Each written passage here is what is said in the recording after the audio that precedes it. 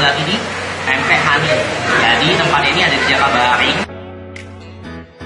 So guys, di sini itu lengkap banget dan kalian bisa berenang di sini secara free kalau kalian datang waktu weekday. Untuk weekend itu ada minimum purchasing itu di 50.000.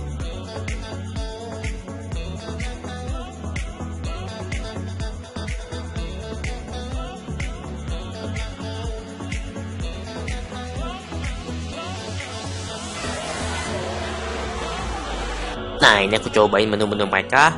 Jujur di sini aku suka itu pempek mereka. Pempek mereka itu enak-enak banget. Cuka mereka itu yang paling enak sih menurut aku.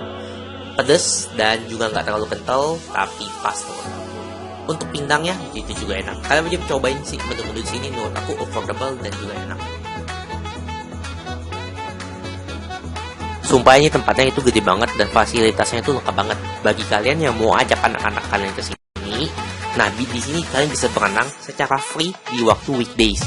Untuk menu makanannya juga ini lengkap dari pindang, pempek dan nasi-nasian itu udah lengkap semua di sini dan harganya terjangkau banget. Kalian wajib datang ke sini untuk main-main ke sini. Wajib.